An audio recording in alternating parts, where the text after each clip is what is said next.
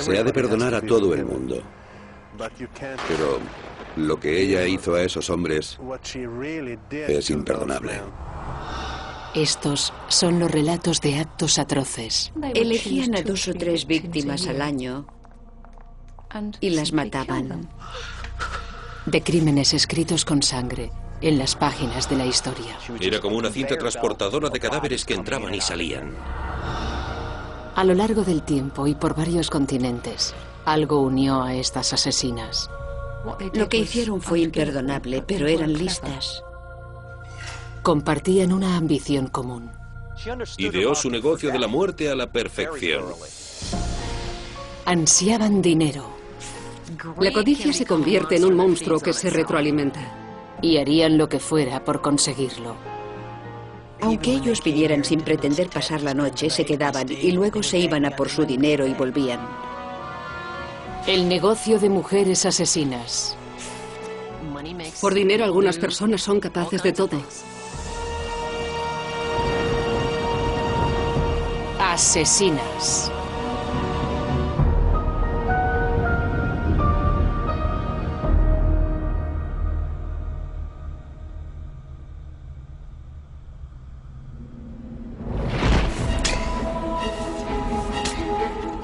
Las que asesinan por dinero suelen ser muy metódicas. Planifican muy bien sus asesinatos. Piensan en cada detalle y en cómo van a hacerlo. En cómo se desharán de las pruebas. ¿Qué versión van a contar? No dejan nada al azar. A menudo matan a gente cercana a ellas y no se las descubre en años.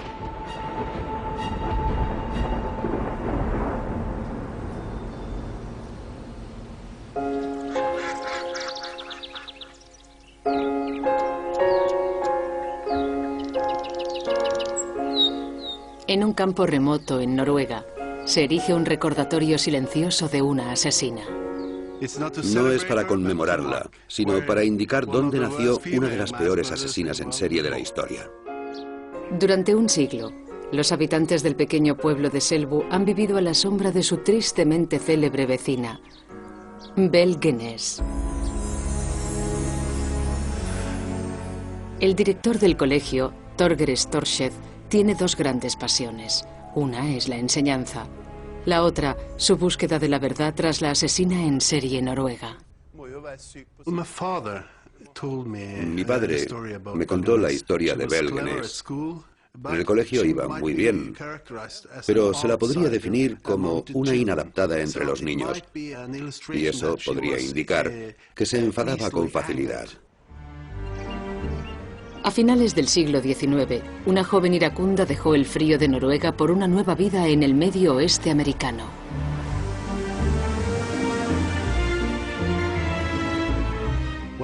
Muchos noruegos emigraron a América. Éramos un país muy pobre. Iban en busca de fortuna, de nuevas oportunidades. Torger ha ido a LaPorte, Indiana, para resolver el misterio que ha preocupado a su pueblo hasta el día de hoy. A todos les intriga. ¿Cómo pudo una mujer de nuestra zona convertirse en una de las peores asesinas en serie del mundo? Hola. Bienvenido a la Sociedad Histórica del Condado de LaPorte. Gracias, Torger Encantada Storseth. de verle, encantada.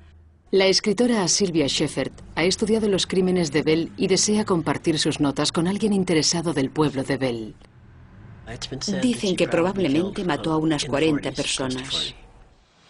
La pareja se reúne en el museo local donde se guarda parte de la obra de Belle.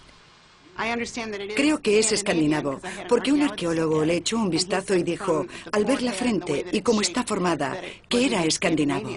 La identidad del cráneo se desconoce. Y aquí incluso pone, hallado en el exterior de la granja Gunness. Podría ser cualquiera de los hombres solitarios que cayeron en la trampa de Belle.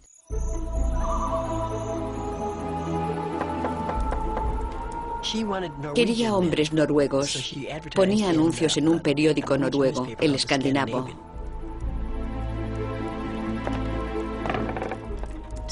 Muchos de esos hombres llegaban de Noruega y querían una mujer, una esposa, una compañera. Bell era un buen partido. Se había beneficiado de una declaración de siniestro. Había perdido una confitería en un incendio. Y a 2 maridos en circunstancias sospechosas. Bell tenía 20 hectáreas de tierra, pollos, cerdos.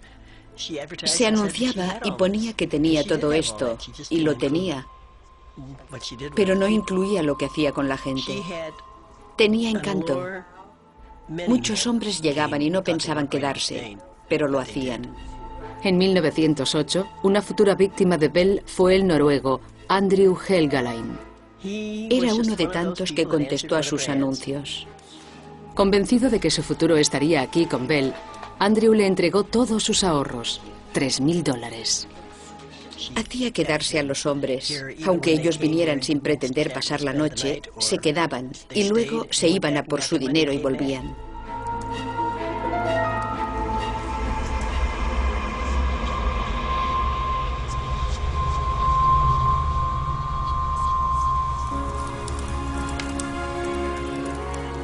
Cuando Andrew Helgalein se instaló en Laporte, Bell debía criar a 3 niños en acogida. Los ingresos de la granja eran modestos, así que los ahorros de su nuevo hombre fueron agua bendita. Pero esa escena hogareña era el preludio de la muerte. Las asesinas en serie suelen usar como arma el veneno. La antigua criminóloga del FBI, Candice DeLong, con 20 años de experiencia, reconoce el plan de negocios de Bell. No tienen que acercarse a la víctima, tan solo a su comida. Y la estricnina es algo que suele haber en una granja. La estricnina se usaba como veneno para ratas. La estricnina es un compuesto asombroso. Proviene de la semilla de un árbol de la India. La patóloga forense, la doctora Janice Amatuzio, residente en Coon Rapids, Minnesota, conoce los resultados inevitables de la estricnina. Interfiere o impide los reflejos inhibitorios, de modo que todos los reflejos de los músculos más fuertes, los músculos flexores, se exageran.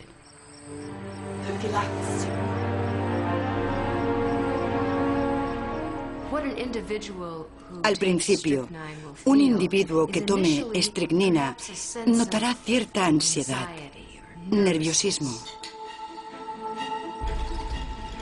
Después, notará contracciones y espasmos musculares. Y luego le dará una especie de ataque en el que sufrirá convulsiones.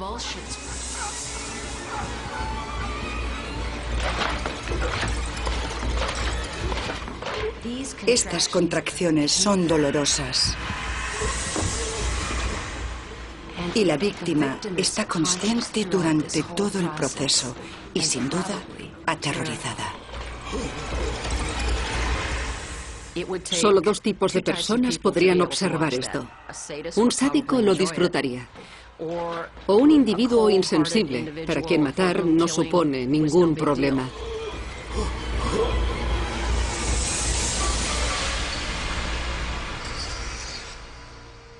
El beneficio final, quedarse con su dinero, bastaba para hacer lo que fuera por conseguirlo.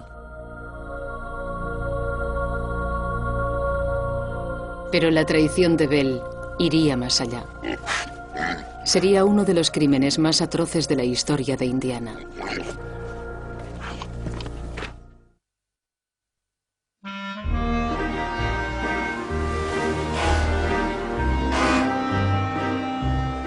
En la década de 1880, en Liverpool, Inglaterra, un grupo de mujeres formaron una cooperativa única.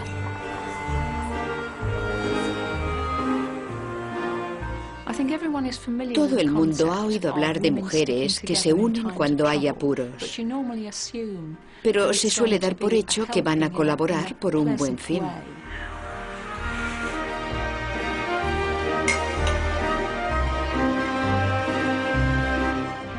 La fiscal de la policía jubilada, Angela Braven, se ha pasado la vida luchando contra el crimen en los tribunales ingleses.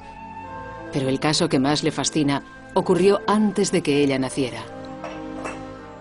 Vemos a un grupo de mujeres que viven juntas y forman una red, un sindicato del crimen, y están invirtiendo en la muerte. El plan era sencillo: asegurar a sus conocidos más cercanos. Después, matarlos uno a uno. Eran 4 las mujeres que mataban. Y luego otras 5 o 6 las que se ocupaban de los seguros. La astucia de las mujeres les hizo ganar una pequeña fortuna y puso patas arriba el negocio de los seguros británico. Siento una extraña admiración por ellas. Calculaban las primas de seguros, cómo conseguir las mejores primas según las personas. Conocían al dedillo las reglas y las normas de los seguros y las mutuas, según he podido averiguar.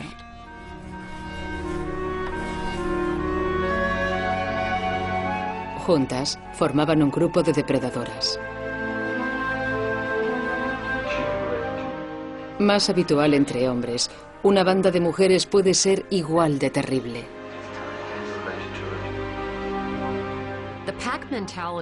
La mentalidad de grupo entra en juego en una situación en la que hay varios autores con un mismo fin: obtener dinero. Por dinero, algunas personas son capaces de todo. No se salvaba nadie.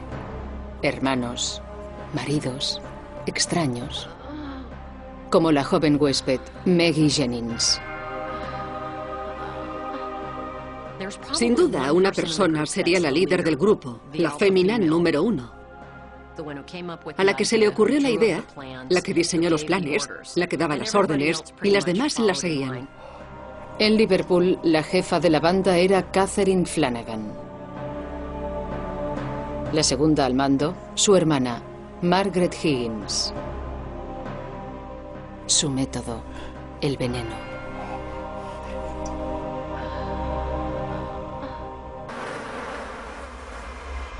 El arsénico procedente del papel pegamoscas era fácil de obtener. Se vendía en cualquier tienda. Si se pone en remojo, se obtiene líquido que después se añadiría a la comida. Y como eran ellas quienes servían la comida, lo mezclarían a su antojo. La ingesta crónica de pequeñas cantidades de arsénico produce síntomas muy peculiares. Aparecían dolor abdominal intermitente, diarrea, entumecimiento y hormigueo en las extremidades. Además de que el arsénico les era fácil de conseguir a la Hermandad de Liverpool, los síntomas eran parecidos a los de enfermedades comunes en la Inglaterra victoriana. En esa época, los barrios bajos de Liverpool eran espantosos. No había recogida de basuras ni agua corriente. La gente se apiñaba en zonas pequeñas y la enfermedad era una consecuencia natural de esas circunstancias. Nadie sospechaba cuando víctimas como Maggie Jennings morían en la flor de la vida.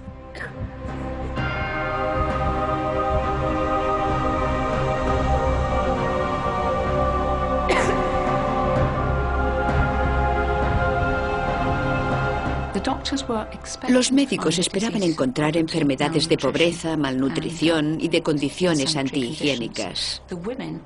Y ellas se aseguraban de que los médicos descubrieran algo que encajara con lo que estos esperaban hallar. Cada muerte le reportaba una indemnización del seguro a una del grupo, que luego se repartiría. Maggie Jennings, por ejemplo, estaba asegurada por más de 112 libras, y esos seguros se firmaron unos 12 meses antes de que muriera. Así que lo que recibían a cambio de su inversión no estaba mal. Pingües beneficios, teniendo en cuenta que el sueldo semanal de un trabajador era de menos de 1 libra, ni siquiera $2. A cambio de primas de unos peniques al mes, ciudadanos sin escrúpulos usaban a las aseguradoras de vida inglesas para obtener beneficios ilegales. El del seguro iría de casa en casa obteniendo un penique aquí y 2 allá, y en general, las compañías de seguros obtendrían beneficios. Pero creo que en esta zona concreta de Liverpool tuvieron pérdidas. Las mujeres del sindicato de Liverpool eran analfabetas, pero eso no obstaculizaba su negocio. Los corredores de seguros por aquel entonces ansiaban conseguir clientes para obtener sus comisiones. Les pagarían las primas de 1 año como comisión, de modo que a cuanta más gente convencieran para hacerse un seguro mejor, y si alguien no estaba seguro de las respuestas, las inventarían sobre la marcha. Esta confluencia de veneno, carencia de higiene y corredores de seguros convincentes crearon el caldo de cultivo perfecto para asesinar. A las víctimas las elegían según la edad que tuvieran, si estaban enfermas, si se las podía manipular, si podían hacerles un seguro y por qué valor. Elegían a 2 o 3 víctimas al año y las mataban. La codicia se convierte en un monstruo que se retroalimenta, y es una de las cosas más difíciles de ocultar. El sindicato de Liverpool actuó sin ser descubierto durante al menos 4 años. Su recuento final conmocionaría al país. Es muy complicado explicar quién mató a quién, y este pequeño diagrama muestra que aquí están las 2 hermanas. Sin duda mataron a Thomas Higgins, un marido menos. Seguramente también mataron al otro marido, John Flanagan. Desde luego mataron a un hijo,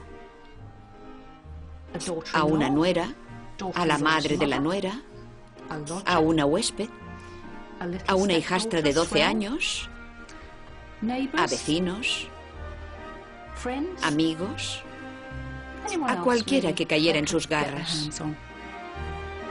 Se cree que este sindicato mató al menos a 17 personas para sacar provecho.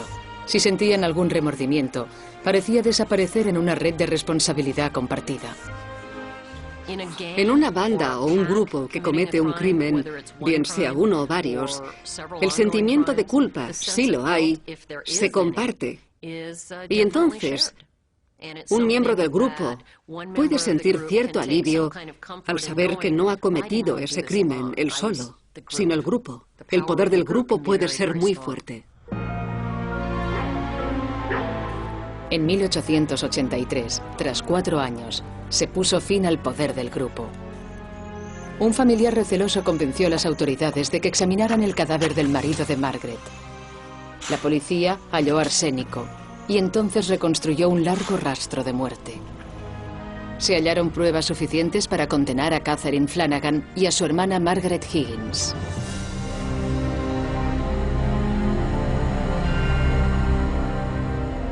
Los periódicos describen cómo las ahorcaron una junto a otra.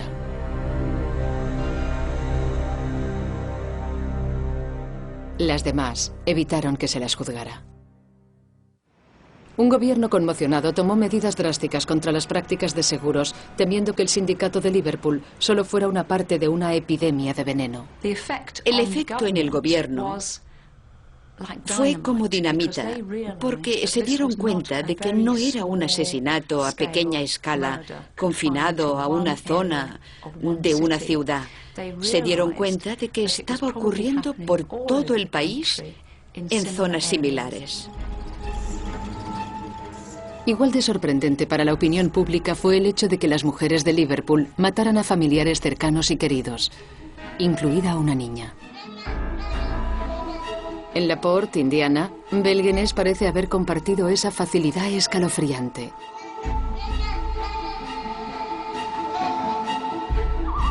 La historia de Belle dio un giro misterioso, una noche de primavera. Un peón estaba instalado en esa casa. Y cuando se acostó esa noche, en la casa estaban Bell y 3 niños.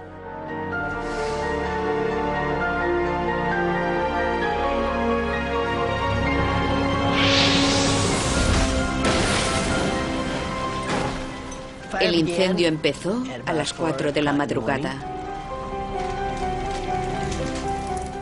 La granja Guinness ardió. Sus ocupantes fueron consumidos por el fuego. El único superviviente, el peón de Bell.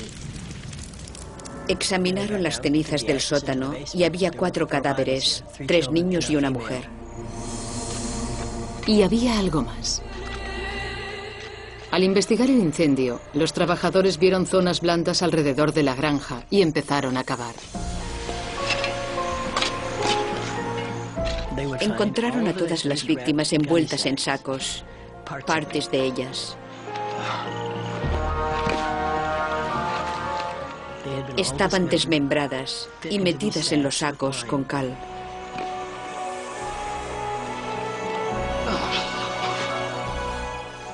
Había niños que estaban a su cargo y los hombres que habían ido a visitarla y nunca escaparon.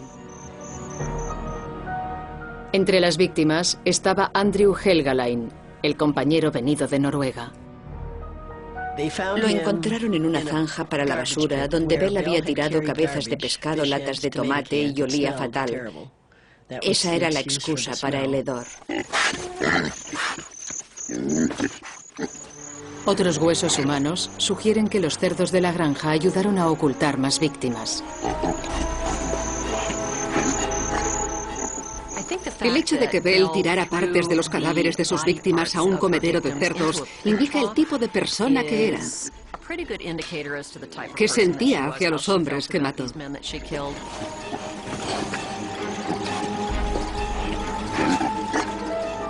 ¿Qué clase de despedida es esa para un ser humano, tirar sus restos a un comedero de cerdos?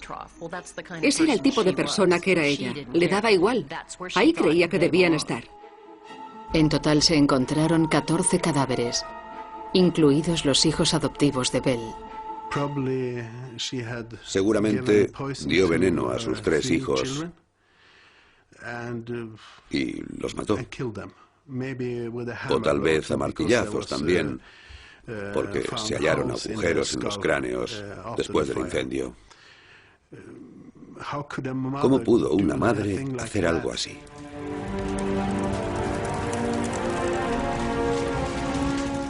Hay otro misterio. ¿Murió Bell en el incendio? El único cadáver de mujer adulta dejó pocas pistas. Creyeron que quien murió en el incendio era Bell. Pero el cuerpo era más pequeño que el de Bell e inexplicablemente el esqueleto no tenía cabeza. No es lógico que los esqueletos de los niños estuvieran intactos y al único esqueleto adulto, el que se suponía era de ella, le faltara la cabeza. Y la cabeza sería la parte que habría dado más pistas identificativas. ¿Era otra de las estafas al seguro de Bell? La búsqueda por la verdad de Torger aún no ha acabado.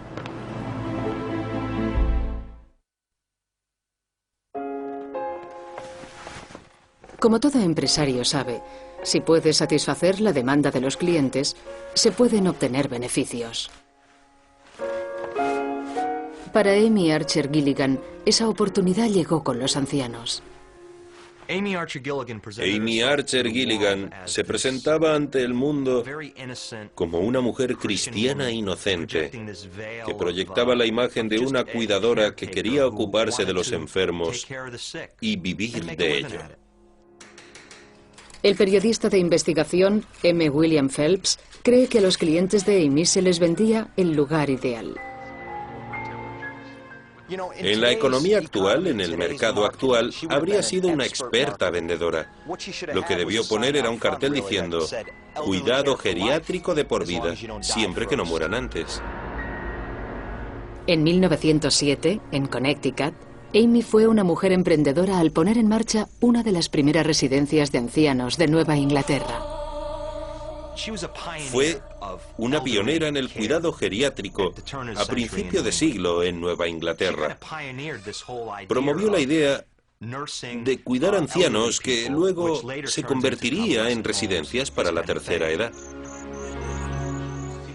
Ancianos como Franklin Andrews se inscribían en una residencia tranquila en la que pasar sus últimos años. La táctica del marketing era, a cambio de $1000, cuido de por vida a su pariente anciano. Y cuidado de por vida implicaba que los cuidaría, les alimentaría, les vestiría y les medicaría. No había límite de tiempo. Mientras los ancianos vivieran, Amy prometía cuidar de ellos. Era demasiado bueno para ser cierto y la gente hacía cola.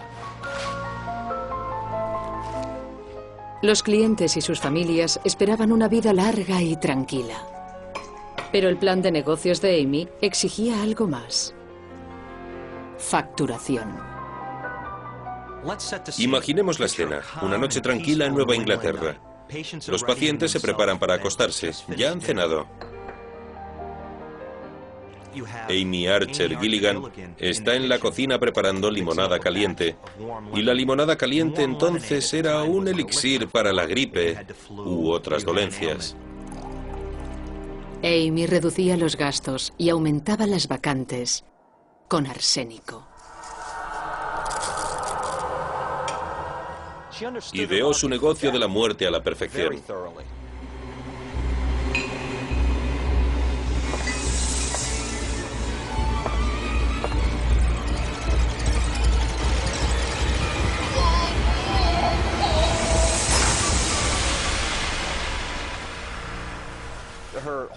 Su genialidad comercial consistía en meter a la persona allí, dejarla quedarse un mes, liquidarla, y había ganado $1000.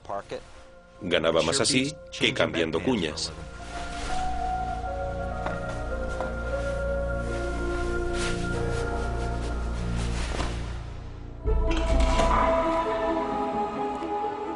Los planes de Amy iban más lejos. Para ocultar las pruebas de su envenenamiento, contaba con una antigua práctica mortuoria. Los fluidos para embalsamar eran conservantes y contenían alcoholes, formaldehídos donde había metales pesados como el arsénico. Los embalsamaría antes de cualquier examen post-mortem o antes que se recogieran muestras para toxicología. Amy tenía una tapadera casi perfecta. Los ancianos iban a morir más temprano que tarde. Y si había sospechas, las pruebas forenses estarían contaminadas. A Amy se le daban bien el marketing y los negocios. Vendía una cama al paciente, lo mataba y ya tenía otro para ocupar esa cama antes de que llevaran al paciente al depósito. Lo apodaron fábrica de asesinatos porque era como una cinta transportadora de cadáveres que entraban y salían. Pero el plan comercial de Amy tenía un fallo fatídico. Los informes médicos tal vez pasaran por alto la causa de la muerte, pero no lograron ocultar el número de muertos al cuidado de Amy. Los certificados de defunción enviados al Ayuntamiento de Windsor muestran que ha habido 60 muertes en la residencia Archer desde que se abrió en otoño de 1907. Con el tiempo, se abrió una investigación contra Amy Archer Gilligan, pero la policía necesitaba pruebas. Tenían muchas pruebas circunstanciales y empezaron a incorporar algunas pruebas forenses al exhumar algunos cadáveres. Exhumaron el cuerpo de Franklin Andrews y dio positivo en arsénico. No era sorprendente en un cuerpo embalsamado por entonces, pero había una anomalía. Hallaron su estómago lleno de arsénico, el suficiente como para matar a varios hombres. Tales niveles solo eran posibles al ingerirse. El Harvard Courant dice: las autoridades creen que se han cometido asesinatos sistemáticos en la residencia Archer. A Amy la condenaron por asesinato y la declararon demente. Pasó el resto de su vida en un psiquiátrico. Para cuando murió, el fluido con arsénico para embalsamar estaba prohibido.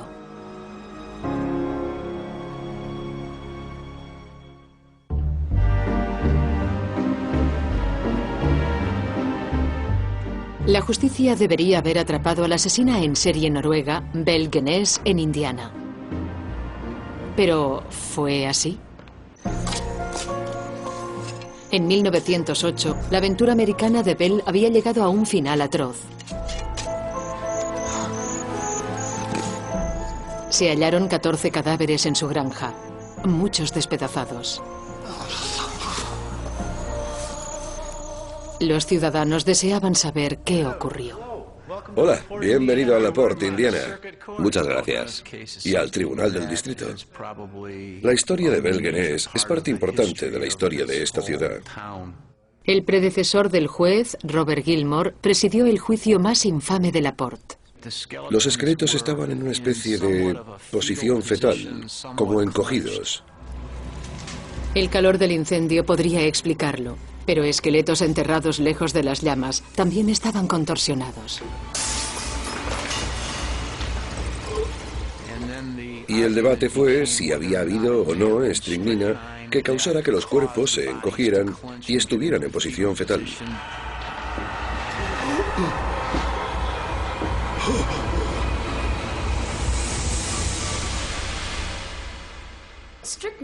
La estricnina básicamente provoca que los músculos más fuertes se superpongan sobre los más débiles, así que la mano se flexionará hacia la muñeca, el brazo hacia el codo y el codo hacia el hombro.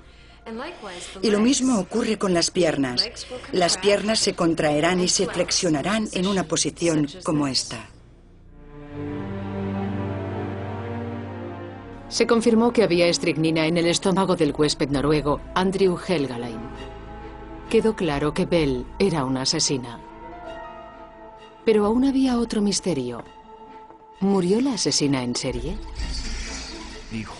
El juicio se centró en si era o no el cadáver de Belle Gunness, el que se encontró entre los restos del incendio.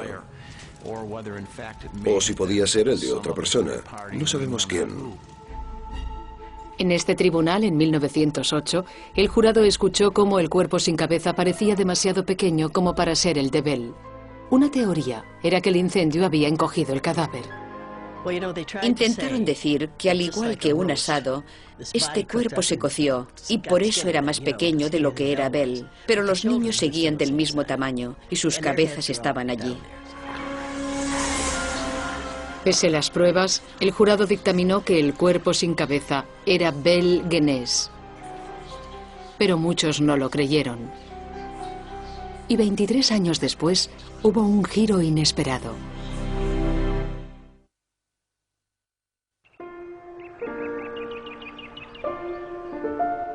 Durante 3 décadas, Ellen Penny ha guardado un secreto. Recuerdo todos los detalles, sobre todo lo relacionado con esto. No lo he olvidado, porque lo he revivido toda mi vida, una y otra vez. Hoy no cambiaría a su adorada familia por nada. Pero en 1967 sus sueños eran otros. Habríamos seguido y nos habríamos casado, pero no tuvimos la oportunidad. Y no porque Dios decidiera llevárselo, sino porque lo decidió su madre.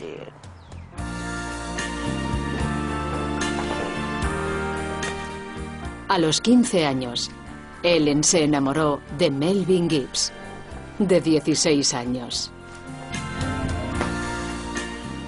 El romance florecía bajo la atenta mirada de la madre de Melvin, Jenny.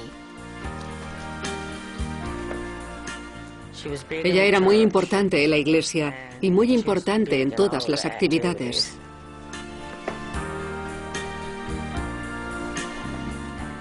Pero su amor pronto lo interrumpiría un asesinato.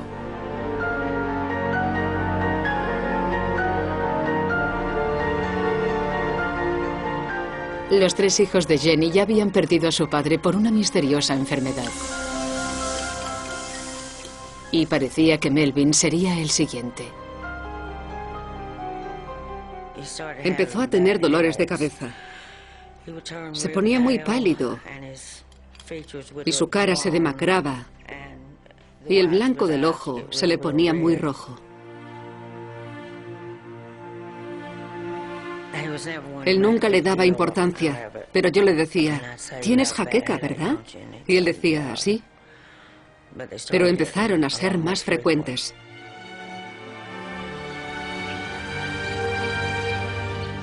Las constantes jaquecas de Melvin no interferían en su relación amorosa con Ellen. Melvin me preparó una fiesta de cumpleaños sorpresa. Mi último cumpleaños antes de que muriera. Me regaló este diario.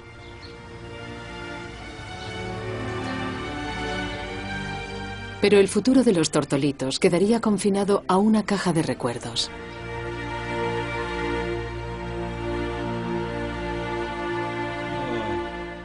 Las jaquecas de Melvin empeoraron. Los médicos estaban desconcertados. Janie no lo estaba. Estaba envenenando a su hijo con pequeñas dosis de arsénico. Si se da durante cierto tiempo, las víctimas tendrán diversos síntomas y los médicos no la diagnosticarán salvo que piensen en ello. Mueren muy lentamente, mientras que la comunidad médica se limita a observar lo que ocurre. Solo 2 personas sabían la verdad: Janie y su hijo. Y al llegar a la puerta oí a Melvin gritar, «Has sido tú, has sido tú». Y Melvin estaba sentado en la cama mirándola y su almohada estaba en el suelo, delante de ella. Y ella dijo, «¿Has oído eso? ¿Has visto lo que ha hecho?» Dijo, «No sé qué se supone que he hecho».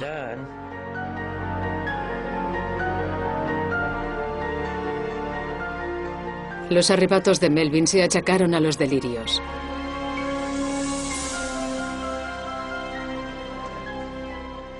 Pero pronto sería silenciado delante de los propios médicos.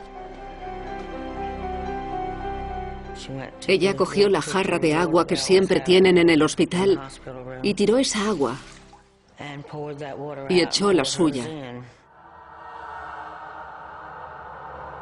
Dijo que allí el agua tenía mucho sulfuro y que le quemaría la garganta.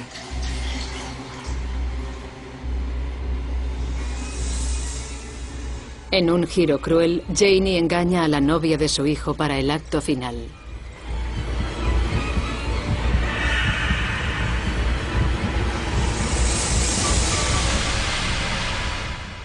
Dijo, «Ellen, dale más agua, dale más agua. Tiene la garganta seca, dale un poco más». Ahora Ellen se da cuenta de que ese agua contenía arsénico. Tenía la mano sobre él y notaba cómo le latía el corazón. Y de repente nada. Se detuvo por completo.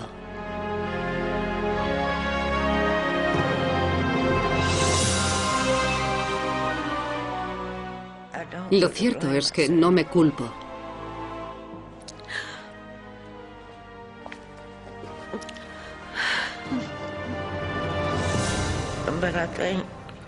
Pero creo que ella obtuvo cierto placer perverso.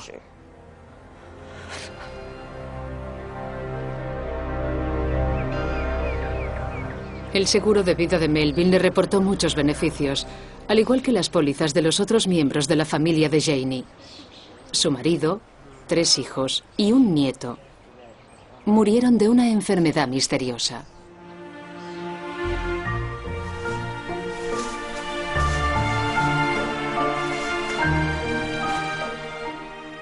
Con cada póliza de seguros que cobraba, el modo de vida de Janie Gibbs mejoraba. Después, rara vez se la veía con el mismo vestido 2 veces.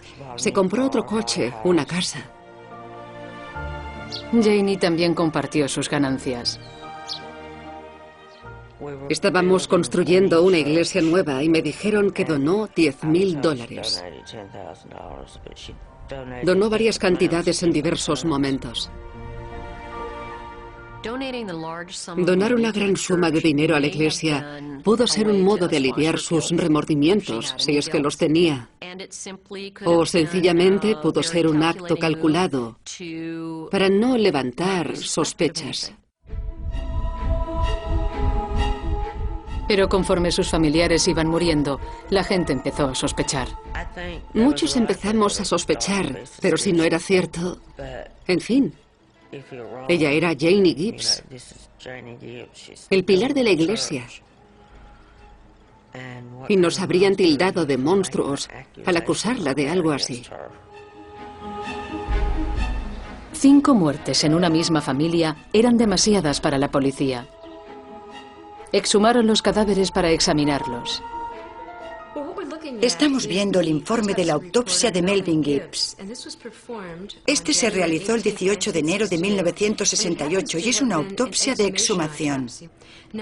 Es importante darnos cuenta de que en algunos individuos habrá una pequeña cantidad de arsénico que suele encontrarse en los tejidos. La que se encontró en su hígado y riñones era al menos 20 veces mayor a la cantidad que suele hallarse. Estos niveles bastan para haberle matado. A Janie la acusaron de 5 cargos de asesinato y la condenaron a cadena perpetua.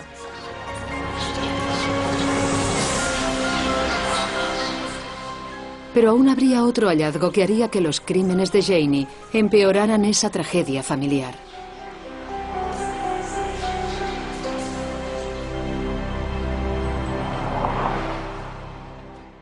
Esta es la tragedia mayor, casi tan dramática como la muerte de esas personas. Frank Martin fue el abogado de Janie Gibbs. Cree que el móvil de su clienta no fue el dinero. Se enteró de que antes de que matara a su familia, Janie tuvo una cita fatídica. Janie había ido a un médico en Albany, Georgia, porque no se encontraba bien. El médico le diagnosticó la enfermedad de Lou Gehrig. La enfermedad de Lou Gehrig destruye el control muscular. Siempre es mortal. Janie volvió a casa con sus creencias integristas. Decidió que enviaría a su marido, hijos y a su nieto al cielo antes que ella, porque sabía que iba a morir. Y los iba a enviar al cielo antes para estar todos juntos allí.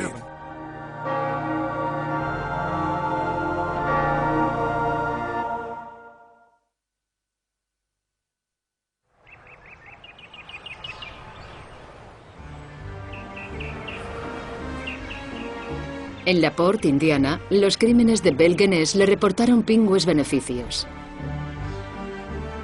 Cuando calcularon cuánto dinero habría obtenido, pues todo era cuestión de dinero, dedujeron que debían de ser unos $52,000, que equivaldría a cientos de miles hoy en día. Estamos ante la tumba de Andrew Helgelien. Fue el último hombre que Belle mató aquí. Mientras el noruego Torger Storseth presenta sus respetos a su compatriota, se esfuerza por perdonar. Se ha de perdonar a todo el mundo. Pero lo que ella hizo a esos hombres es imperdonable. Debía de estar enferma o tarada mentalmente, no sé.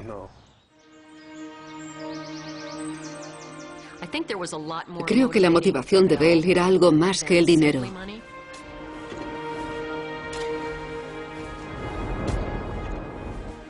Y eso lo demuestra el método que usó para asesinar. Un envenenamiento doloroso.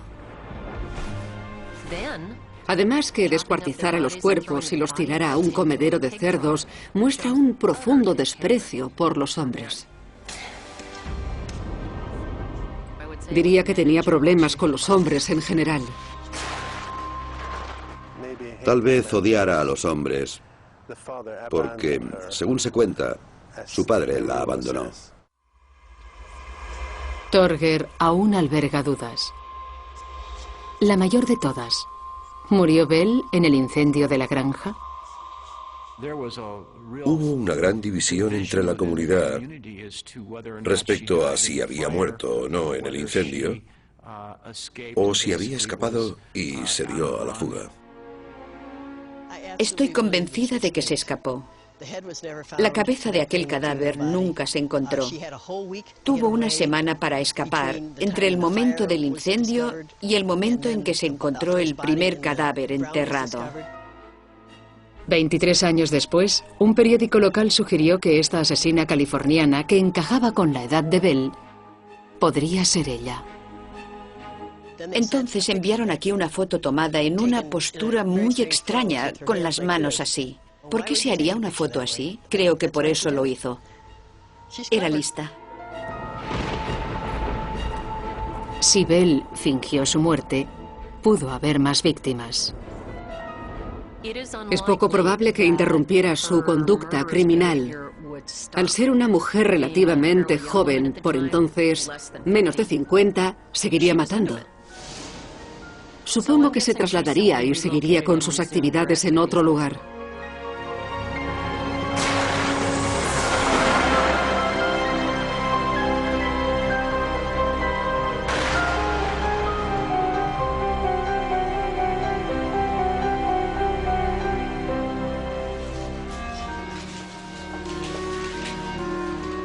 Muchas del sindicato de Liverpool evitaron ser juzgadas, pero nuevas leyes de seguros pusieron fin a su negocio. Este caso derivó en muchas de las pólizas de seguros actuales. Por ejemplo, si yo dirijo una pensión, no puedo cobrar una póliza de seguros del huésped de la habitación 103. No tengo interés asegurable en él.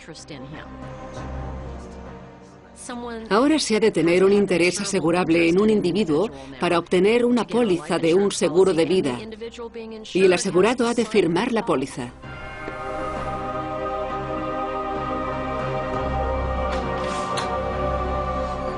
Amy Archer Gilligan también dejó un legado.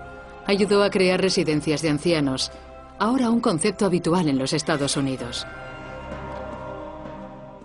Viendo a Amy Archer Gilligan desde fuera, en realidad era una empresaria de su época.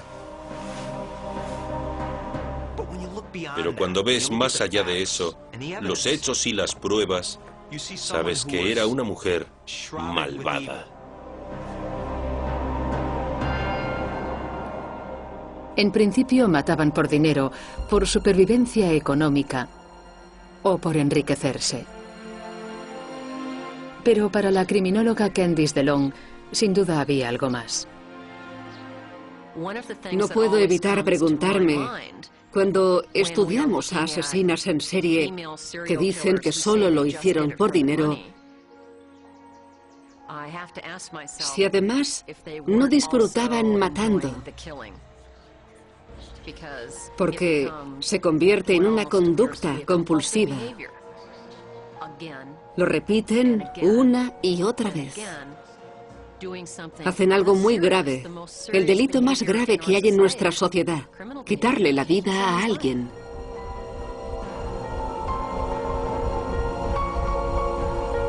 Para Janie Gibbs, la compulsión para enviar a su familia al cielo resultó doblemente trágica. Después de sus asesinatos, Janie supo que el diagnóstico de su médico era erróneo. No tenía una enfermedad terminal. En vez de al cielo, Janie fue a prisión, donde permaneció casi 40 años.